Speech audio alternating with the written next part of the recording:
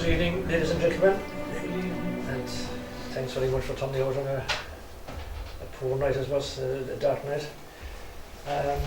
Welcome to my talk. Firstly, I want to thank Eddie and the Cork Genealogical Society for the kind invitation. It was about 9 years ago since I was here last, so that's why there's a few more grey hairs around in my head actually. I'm delighted to be here. I suppose the wonderful work the Society has done and continues to do is of great benefit to many people in Ireland and abroad, creating a link with homeland that provides great solace and happy memories. And as you can see, my name is Gerard. I'm a local historian from Donaghmore, and I hope you enjoy this talk. I will concentrate on some case studies of imprisonment and execution in Cork during the War of Independence and Civil War. The subject is too broad to cover in all its aspects and possibly outside the scope of this short presentation. However, I will attempt to give you a flavour of a turbulent time in Irish history from a Cork perspective.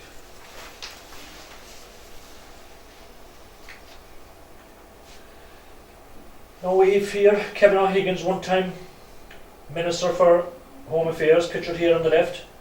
He once said, while in Belfast prison in 1918, "The more men there are in the country who have been through the mill in the jails, the harder England will find to govern the country thereafter." This was in reference to the internments following the Easter Rising, when large bodies of men from all parts of Ireland bonded in an environment where experiences and prospects were shared and aspired to. The mindset of these prisoners is captured by historian William Murphy, who asserted that the prisoners conceived of and presented themselves as joining a tradition of prison martyr heroes, and in doing so they understood the power of the political prisoner. In turn, the hunger strike policy adopted became a tool in forcing the prison authorities' hand. In 1920 there was 4 hunger strikes in Cork, with the subsequent deaths of Thomas McSweeney in Brixton Prison and Michael Fitzgerald and Joseph Murphy in Cork the most profile. I'm looking at Thomas McSweeney in this slide. His focus was defined, saying at his court-martial, "Whatever your government may do, I shall be freed alive or dead."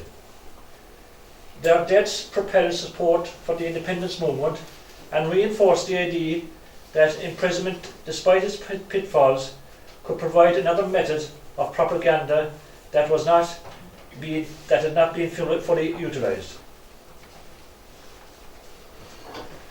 During 1920 and 21 it became increasingly noticeable that the general prison system struggled to cope with the number of transgressors, and the authorities devised another system of detention.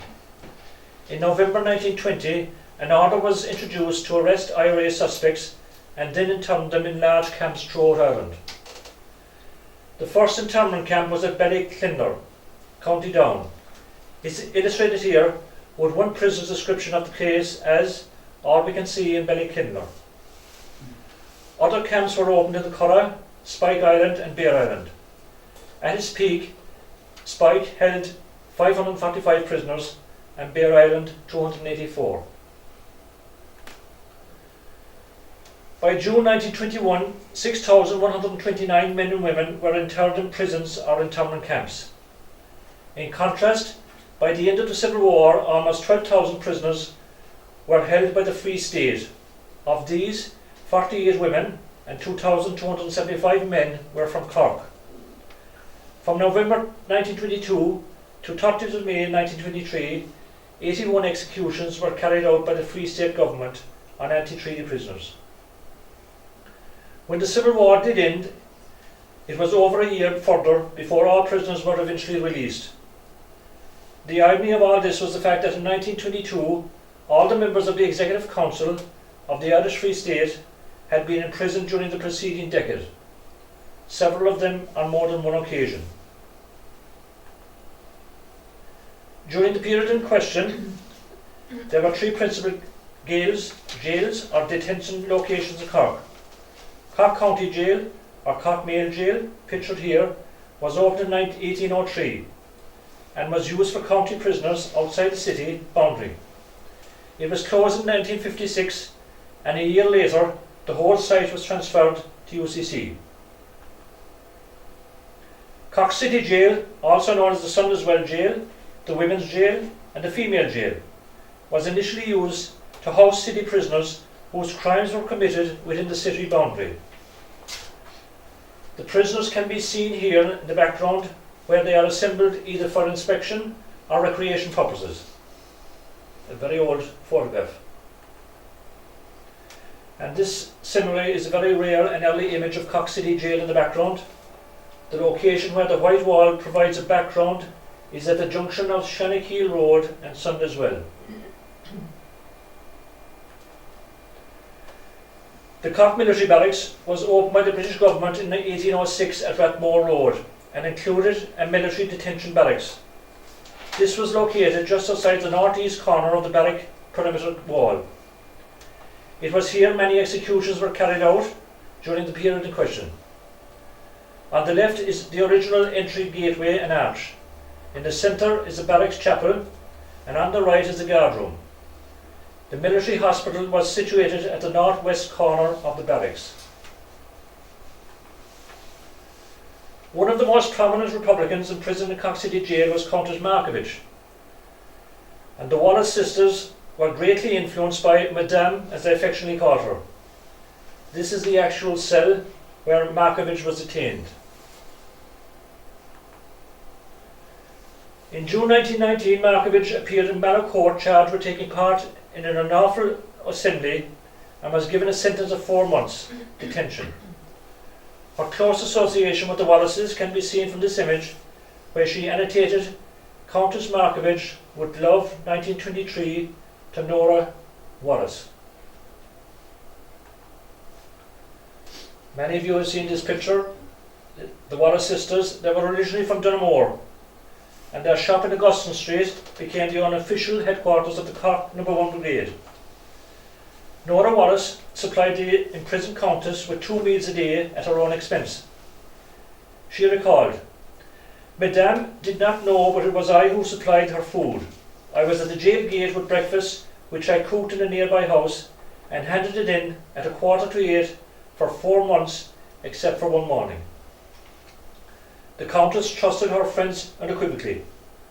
In a letter to Nora Connolly, James Connolly's daughter, she specifically requested that Miss McSweeney and Miss Wallace arrange about visits.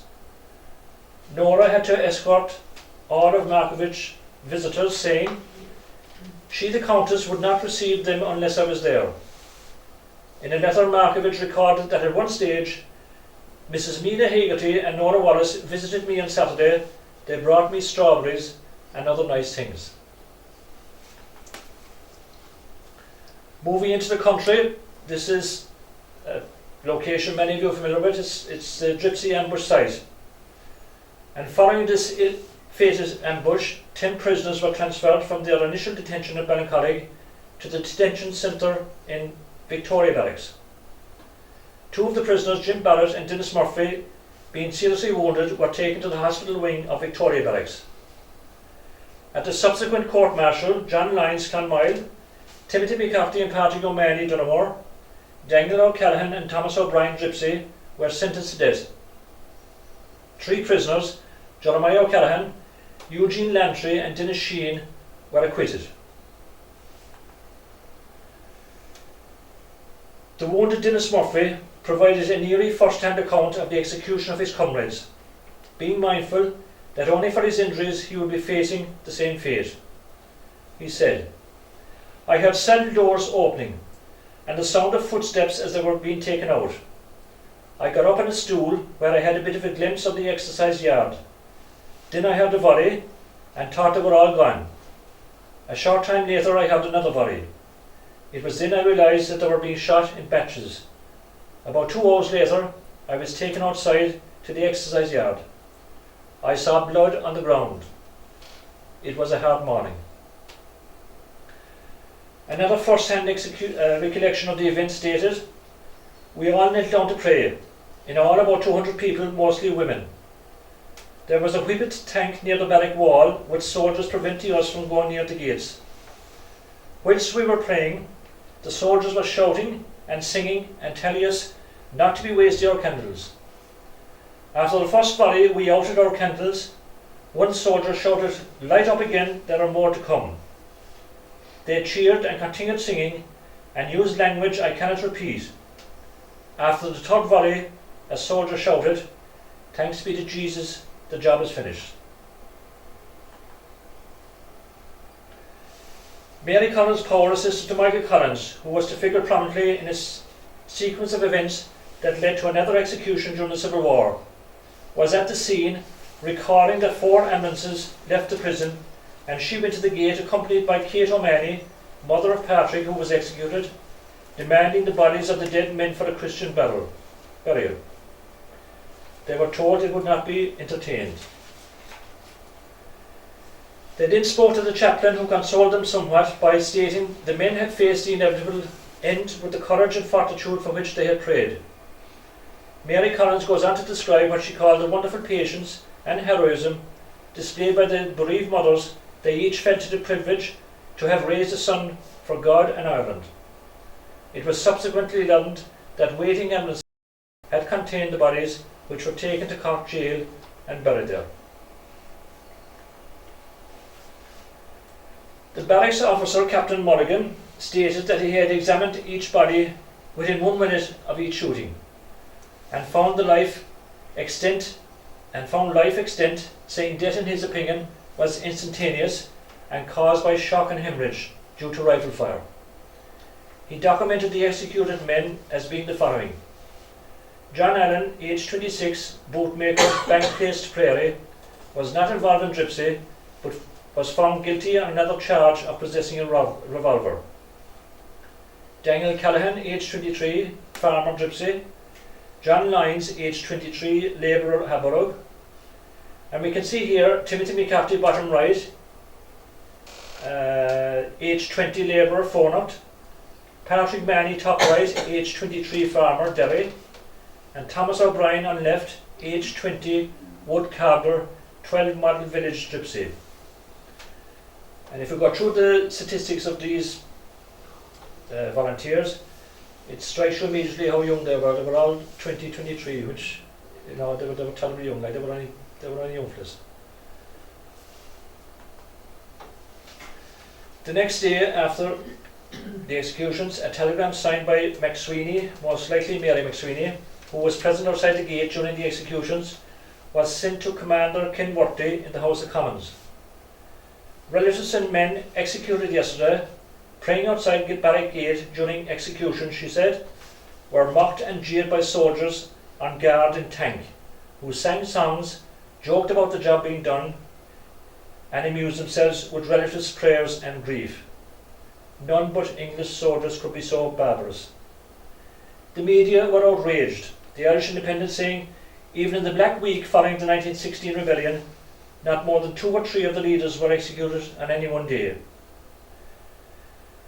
And the late lamented historian Gerard once argued that the captured soldiers were not afforded the honourable prisoner of war treatment, rather they were, in the manner of felons, were put on trial for their lives, the charge being they waged war. But waging war is what soldiers do. These executed soldiers, volunteers among others, are featured in the Republican plot in St. Lochdeen Cemetery, Stewart-Dunamore. This is a Celtic cross commemorating those officers and volunteers of the 6th Battalion, Cork No. 1 Brigade. Included are 6 from the Gypsy ambush, 2 from the Civil War battle in Dunamore, Dan Healy Clarehoe, the Murphy brothers Patrick and Daniel from Grenagh, Francis Power, who died as a result of a skirmish in White's Cross, Dennis O'Sullivan Ballyshoran, buried in Cork, Peter O'Callaghan, William Healy, executed in Cork Jail, and only 3 of these volunteers are buried here: Daniel O'Callaghan, a scout at Gypsy, Dennis Creedon, and James Barrett. Following the executions, Kate O'Mahony and John McCarthy in December 1924 requested an excommunication and reinterment of their sons, Patrick and Timothy respectively. Requests were also received from the families of Thomas O'Brien and Cornelius Murphy, the latter from Rathmore, not connected with Gypsy, but executed on the 1st of February for another offence. The Governor of Cork Jail was consulted on the matter by the Department of Justice, and he stated he had no objection to the excommunication. The Executive Council of the Free State met and issued a statement. It said that in view of the time elapsed, it would probably be impossible to distinguish the remains of any particular individual. And pointedly, it is referred to the situation where the executed Gypsy men, along with John Allen, were buried in one grave uncoffined. The Cabinet thus had a dilemma to decide on the proper course of action, whether to inform the relatives of the circumstances of the case and to state that it is considered unseemly to disturb the remains, or alternatively allow them to make arrangements with the other soldiers next of kin, that all the remains in one grave be exhumed together and transferred to a new burial ground. The relatives, in a further letter in March 1925, expressed their willingness to have all the remains exhumed and placed in one casket for burial. There the matter stood, and it seems for some reason it was never followed up, or at least the historical record is incomplete. Now, turning to this man, is James Jim Barrett was a station master in Fairmount Station in Dunamore and adjutant of the 6th Battalion Cork Brigade. He was badly injured at Gypsy, courageously putting up a rearguard defence to protect his colleagues. Taken to the military hospital in Victoria Barracks, he was detained in a bed next to Michael Looney, who was shot in the Monabbee ambush. Looney died not long after, and this affected Barrett. Barrett saying, "I felt very nervous all day and thought I was going to follow him. I hope that feeling won't return anymore." In a letter to his sister Lizzie, Jim asked her on her next visit to chance leaving at the gate a few nice apples, oranges, small bit of butter, a few envelopes and notepaper, and a bit of pencil. Used to frugal means, he added, "I don't want much extras, as it's extravagant to take too much." Jim was not despondent, going by a letter he sent to Lizzie on the 2nd of March, remarking, "What a grand old time we will have when I get out." For Lizzie, his sister, to visit him, she needed authorization, and this note from the commanding officer stated, "If Miss Barrett, sister of J. Barrett, a prisoner in the military hospital Cork and now dangerously ill, will bring this note to the guard at the barrack gate, inform me that she will be permitted to visit her brother, J. Barrett." That's the original family record. It's a rare record to have. These are all family letters as well. So a further letter to Lizzie a few days later told her that he was feeling easier, his leg was freshly dressed that morning, saying he was a bit weak, he was taking nothing but solids. "I feel burning hot at night, and through that I get these shivering fits," he said. "I suppose I'll get strong sometime. Be praying for me, for I can hardly pray myself. I don't want anything at present." 17 days later, on the 22nd of March 1921, Jim Barrett succumbed to his wounds. Following this, a court of inquiry in lieu of an inquest was held.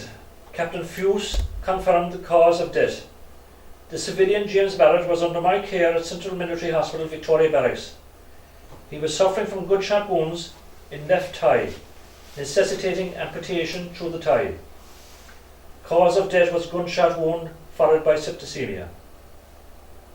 And these are original records from the National Archives in London as well.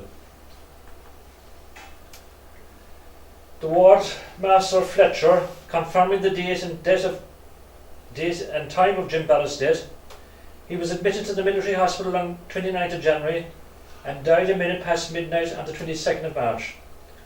Fletcher states, "I am the Ward Master of the Central Military Hospital, Cork. I produce the admission book which states that James Barrett was admitted here at 1300 hours, 29th of the 1st 21, and the book also shows he died at 0001 hours on the 22nd of March 1921. The final report into Barrett's death was countersigned by Brigadier General Harold Whitlaw Higginson with a simple statement, "I concur." He was the commanding officer who sometime later also signed an order to close the Wallace's shop in Augustine Street.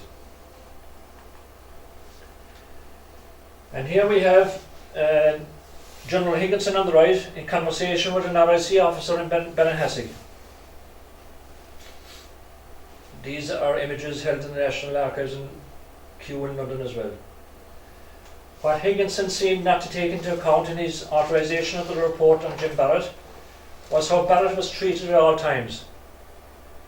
And this is further explored by studying a witness statement by Diarmid O'Leary, captured after the Clonmelt ambush. He was wounded and detained in the Barrack Hospital. He was resolute that he witnessed an assault on who he described as the station master of Upton, who was unmercifully beaten with the butt of revolvers. Recent work by Andy Beardbug of UCC seems to confirm that O'Leary in his statement confused the Upton station master with the said Jim Barrett, the station master of Fairmount. The fact that O'Leary at that time was desperately weak and hardly able to walk seems to have contributed to his mistaken identity. The family of Jim Barrett has always held a suspicion that he was beaten, and as Beardbug states, his wounding was likely an important element in the cause of death. But if he was also beaten, which appears likely, this can hardly have helped any prospects of recovery.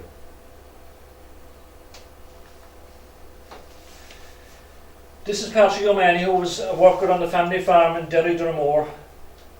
The postal address of the O'Mahony family was Derry Bellings, but his home address was Derry Dunamore, which is sometimes confusing. A member of the 6th Battalion of the Cork No. 1 Brigade, he was a section commander of the 6th Battalion Flying Curragh and was one of the rearguard team who covered the retreat of his colleagues. During the fight, Patrick's whistle was found on him after he was arrested and is now on display in the Cork Public Museum. And before his execution, this is Patrick O'Mahony's last letter to his family from cell 46. He consoles his family and reflects on his ultimate sacrifice. Dear mother, brothers and sisters, I write you this letter to keep you in good pluck. My sentence is confirmed and I am to be put to death by being shot. You have no need to be crying or downhearted when I am gone. We are only a few of the many stepping stones towards the goal of our forefathers' ambition, when we have performed the supreme sacrifice for our native land. You need not keep your head bent down and be downhearted, but take courage and be proud when you know you had one given to God and Ireland. You have no need to be crying or downhearted when I am only gone. Remember Kevin Barry, Terence McSweeney or Thomas McCurtain, who sacrificed a good deal more. I have no more to say, wishing Mother, Jack, Hannah, Danny and Mary and Brother Tatus every good luck and the blessing of Almighty God. A very pious to his family before he was executed. Subsequent to this, a letter was sent from Darlington to Kate Manny offering sympathy on the death of her son Patrick. The letter was a general resolution to the relatives of the brave soldiers of Ireland. That we record our deep sympathy with the relatives of the brave soldiers of Ireland recently executed by the British in defiance of the custom of civilised warfare, it said. And in reference to Patrick O'Mahony, the writer says, will you please allow me to join in this expression of sympathy on the occasion of the death of one of Ireland's gallant soldiers.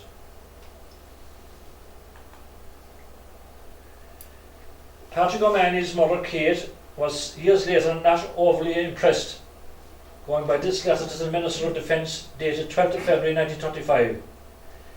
She was evidently still pursuing her son's remains in this pension application and threatened to arouse international recognition by quoting the influential Archbishop Mannix and her son, Brother Thaddeus.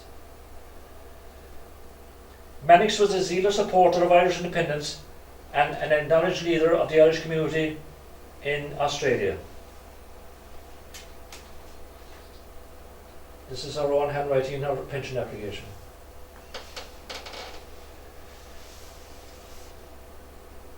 Now, Dennis Murphy was born in Meanaconny, Donaghmore, and in later years he lived in Vickerstown. Many of you may remember him as the local postman, if anyone knows the area. He was wounded in the Gypsy ambush and was detained in the military hospital in Victoria Barracks. When tried initially, he was found guilty of charges as follows: levelling war by attacking His Majesty's forces and levelling war by preparing an ambush, and was sentenced to death as seen here in the official letter. This was later commuted to penal servitude for life. How must he have felt to get such a letter, and what were his initial feelings? One wonders. Remember, he was in the background when his comrades were executed. He heard the shots. He must have been definitely traumatised, and then the relief of the lesser sentence of penal servitude.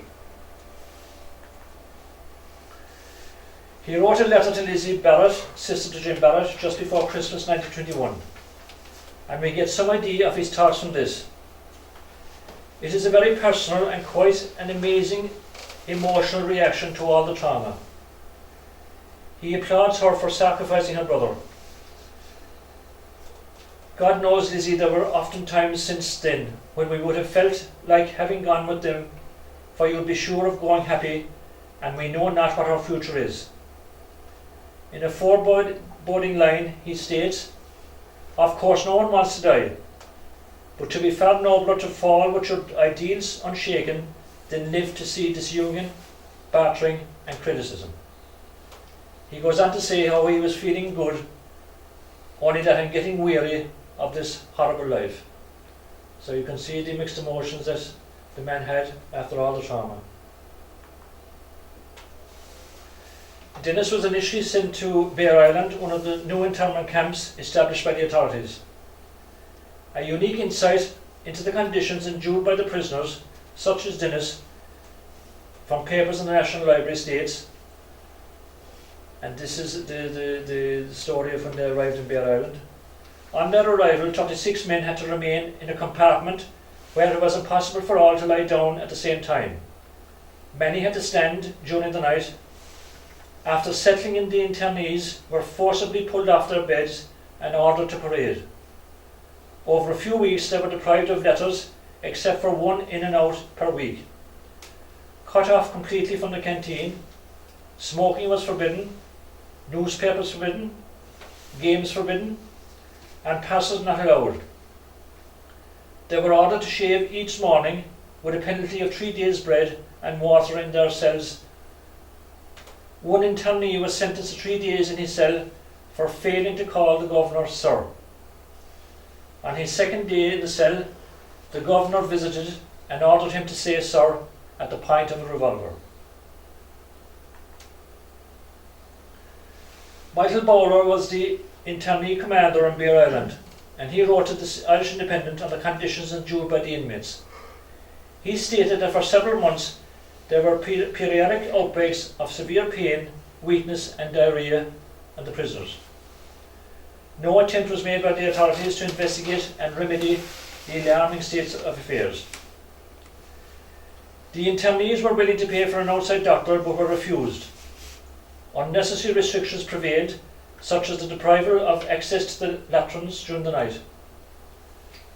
During sleepy hours, the prisoners were subject to frequent visitations, as many as 7 during the night, by officers and soldiers with heavy boots, flash lamps, and armed with revolvers and rifles. The report says lights are often turned on and left on, and bedclothes partially pulled off the men. and he ends the letter, "This is a mean form of petty persecution," asking the question, what is the object? Dennis Murphy was later moved to Spike Island on the 15th of April 1921, and here we see the names of his inmates in Hut 24. Included are William Welsh, Daniel Buckley, and Michael Nagle and Blarney.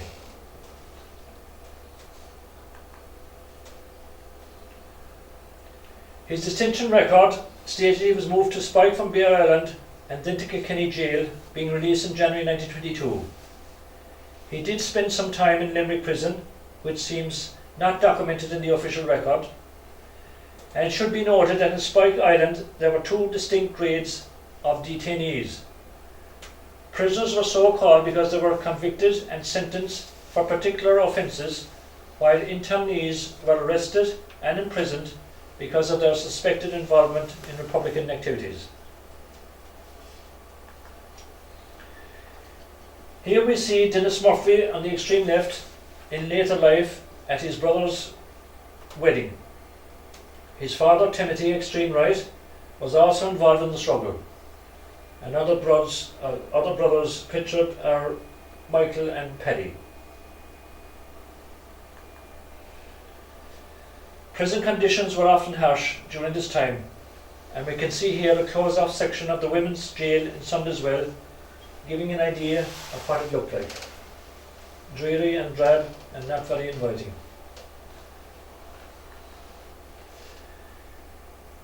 This man, Dan Foxy Healy, Grawn and later of Glanredmond Dunamore, was arrested on the 16th of April 1921 for refusing to halt when ordered and then attempted to evade arrest. He was taken to Macroom Barracks, transferred to Victoria Barracks, and then to Ballincollig Barracks, where he spent 2 months in captivity. At his trial, he refused to recognise the court and was sentenced to 6 months hard labour. Transferred to Spike Island, he was in good company. On the boat trip with him were IRA officers Sean Moylan and Moss Toomey, who were also staying at Spike. Moylan described how the prisoners were controlled by their own officers. The quality of food was poor, but word was got to Cork No. 1 Brigade, who initiated action, and the situation thereafter improved. The regime was where prisoners were marched to Mass on Sundays and to the shore bets on Saturdays. Dan was later to play a prominent role in the Civil War as a machine gunner, seeing action in Limerick and Cork. He seems to have been recruited by Liam Lynch and Tom Barry for his prolific machine gun skill, and was given the additional responsibility of having charge of arms. His one-time commanding officer, Jackie O'Leary, in a submission to the pension board on his behalf, was asked if Healy was active on the run-up to 1924. He answered in the affirmative, adding he was very much wanted. He was one of the best.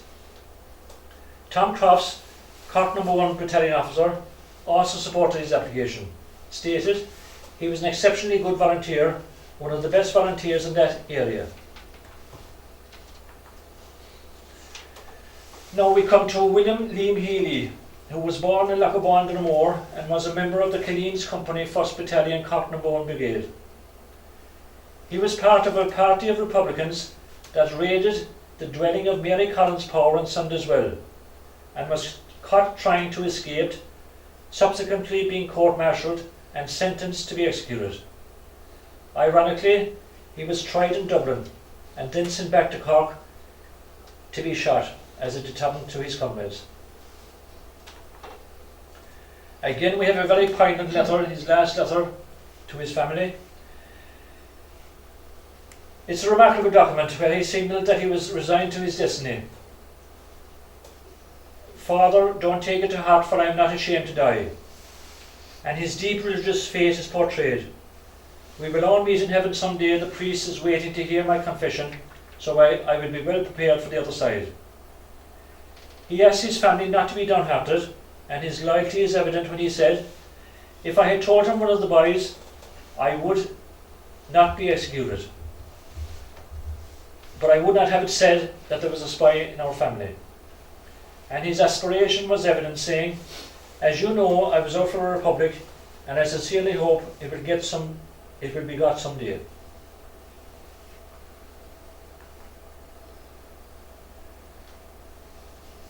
In a postscript, he encouraged anyone that encountered members of the firing party to shake hands with him, as he was going to do likewise.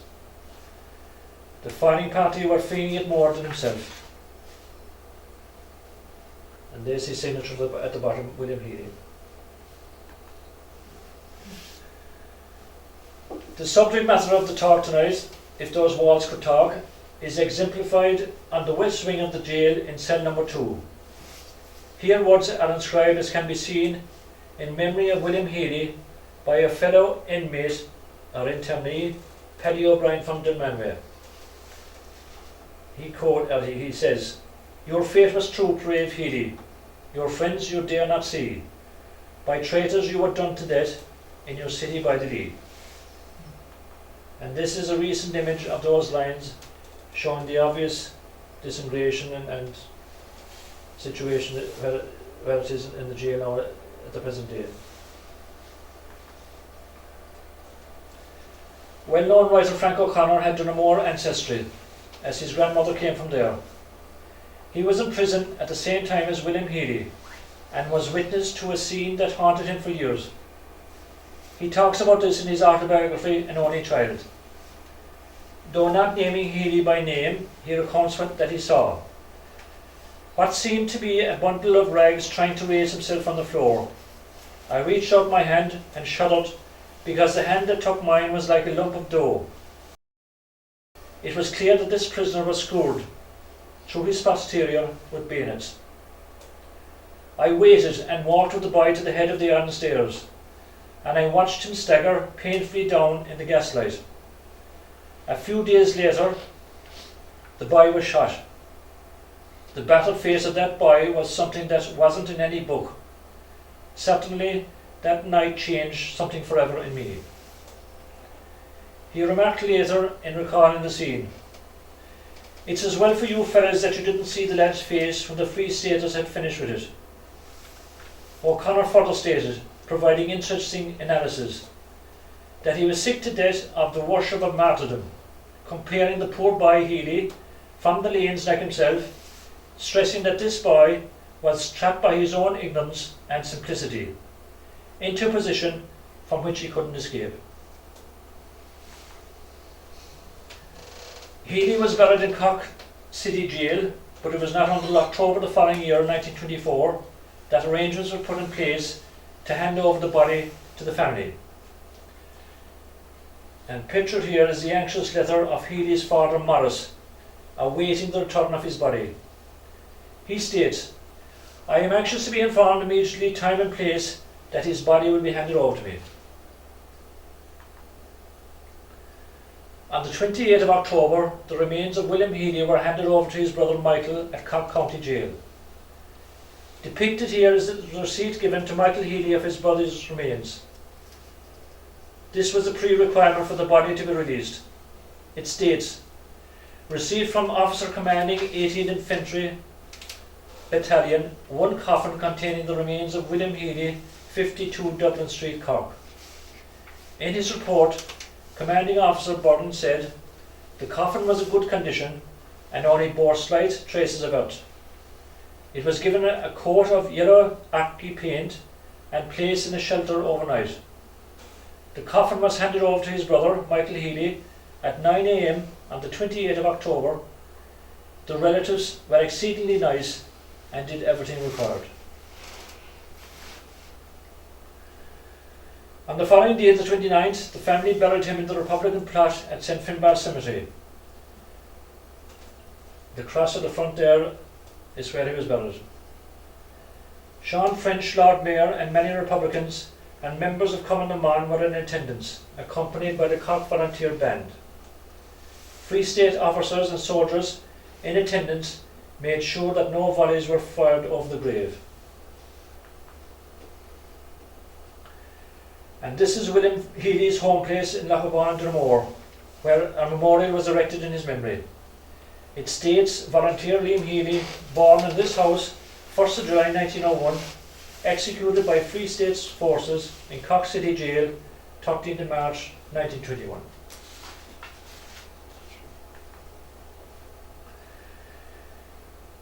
This dietary menu are prisoners' rations from Tinton camp in the Cork gives an idea of the amount supplied to each prisoner. Now, just look at it, it was not going to sustain any prisoner for long.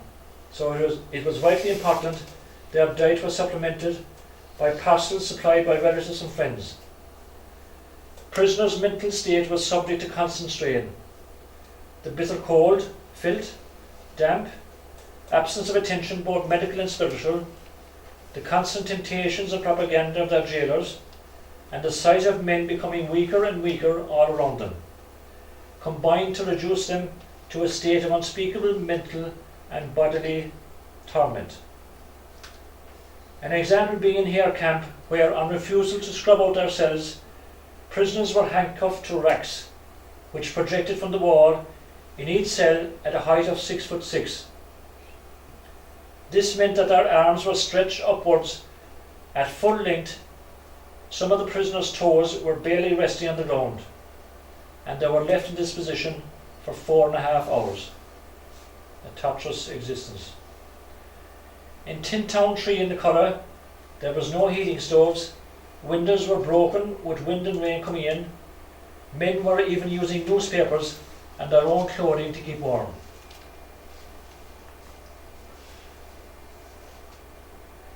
In October 1923, a hunger strike began in Mountjoy jail among Civil War prisoners that lasted 41 days. It is estimated that the number in Cork on strike was 70. 2 prisoners, Dennis Barry from Riverstick and Andrew Sullivan from Cavan, died on hunger strike in Newbridge and Mountjoy respectively. The tragedy of these deaths was that the strike ended just days after their death on the 23rd of November. In honour of these brave men, Con, known as the One-Eyed Gunner Healy, who was also on hunger strike, penned some lines in the autograph book of Dick Willis, who was involved in the attack on Mallow Barracks. God rest the dead who fought and fell, in prison and elsewhere. Our noble friends are forever and gone, they chose the harder way. Dunamore Sinn Féin at this time called for an immediate and unconditional release of all the political prisoners. A notable feature was that the rosary was recited each evening in the 2 churches, attended by large congregations. And here is a very rare image of the One-Eyed Gunner Con Healy. He was arrested on the 6th of June and was initially interned in Cork City Jail, being transferred to Mountjoy on the 20th of September 1923. He was described by the authorities as an actively irregular, much wanted man known as the One-Eyed Gunner. An accident at a young age saw him lose an eye, but this did not deter his proficiency and accuracy in using arms. In a safe house at one stage with some colleagues, he took out his glass eye, put it on the table, and said to the men to sleep tight, reassuring them that he would keep an eye out for any visitors. Now, there was more than one Michael Collins around at this time. This individual pictured here was Michael Collins from Ballycarrick-Dunamore and a member of the 6th Battalion. He was arrested on 26th of January 1923 and detained in Cork City Jail. He was transferred to Mountjoy and then spent terms in Gormanstown and in Hare camp in the Cork. Detained till the very end of his sentence in May 1924, his record stated that he was an active rebellion, an active irregular, dangerous, and who should be held to the very last. He is seen here in later life, and if you just notice closely, he's pulling the trigger on this ingenious improvisation of the workings of a table lamp. His son modified the gun to act as a switch when pulling the trigger. Humphrey Free Kelleher from Ballycarrick-Dunamore was arrested on the 6th of April 1923 with the Free State Army report saying the most notable arrested was Humphrey Kelleher. He was detained in Cork City Jail on the West Wing in cell 44 with 3 other prisoners, Liam Ivers, Lower Road, Cork, Tim Hobbs, Lock Road, and Herbert Mitchell, Kerry Pike. A message in an autograph book went, "We won't say any more, just look for yourself and see. 'Tis Mitchell and Hobbs that do all the jobs, with Ivers and Kelleher free." Later he was transferred to Tintown A and Hare camps in the Curragh and was released on the 3rd of June 1924. The authorities said of him that he was one of the list of prisoners whom it was not advisable to release owing to their past actions, and that they may repeat if released, and he was classified as dangerous. He is pictured here on his graduation as a doctor, and if you look very closely on the bottom right hand corner, he annotated a self-image to Nora Wallace. Ben O'Hickey's publication, From Prison Cells, a collection of songs and poems. O'Hickey was a volunteer from Bancha who was on the run and ended up in the 6th Battalion area. In Tim Murray's A Safe House there are letters by Hickey to Nell Murray. He was involved in the Bellings Church incident where 2 RIC officers were attacked and badly wounded. Hickey states that the composition and penning of the verses were activated by the desire to put to some practical use the long and dreary hours spent behind prison bars. One of the verses was laboriously scratched with his thumbnail on the door of a punishment cell, to be remembered after by reason of the additional punishment it earned him. Prison autograph books became a symbol and dedicated record of the time spent in captivity. They were popular among political prisoners in the revolutionary period. They contained entries made by fellow prisoners and usually included the prisoner's name, location and dates of imprisonment. Prisoner entries in autograph books were frequently personalised with poems and illustrations, expressing the prisoner's patriotic pride and political convictions. As autograph books were written for fellow prisoners, the entries openly expressed the prisoners' reactions and opinions to their detention and treatment. The following illustrations reflect this. Here we see a message from John McCall of Blarney in a Spike Island autograph book dated the 16th of November 1921. He was doing 15 years penal servitude. He states, "Just a greeting from a comrade who lived in chains with you, to show you that a gloomy past and swords did not subdue. May all the pleasures which this world to freedom's life doth give be yours in all your future days when slaves no more shall live."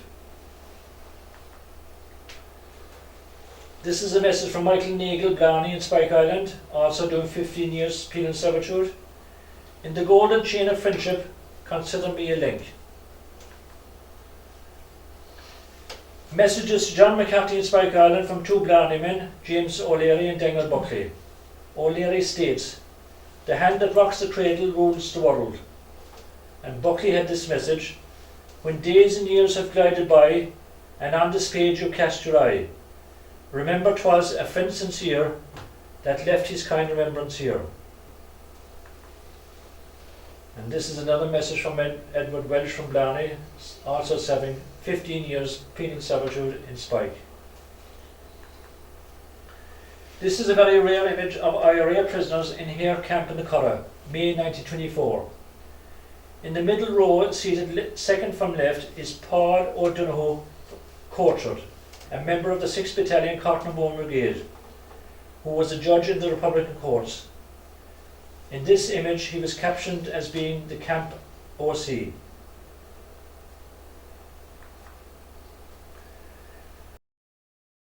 And the previous prisoner, Edward Walsh of Blarney, depicts what was probably his own cell, but was now available and to let.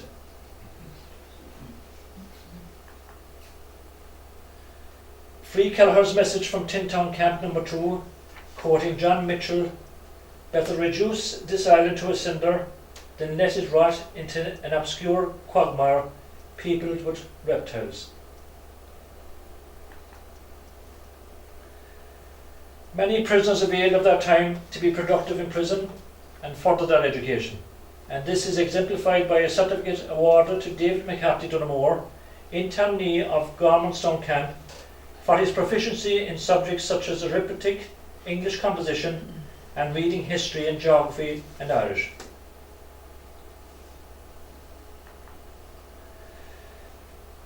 And just to finish, if I could respectfully plug my own book. Further details of this presentation and much more can be seen in my publication, Landmore to Civil War 1900-1924, Dunamore to Cork and Beyond. The book, which is available tonight, is also available in Vibes and Scribes in Cork, in Laviskey, in Murray's Tackle Shop in Patrick Street, and down the road here in the Ark Cancer Centre. So that concludes my talk tonight. I hope you enjoyed it, and thank you very much for being attentive.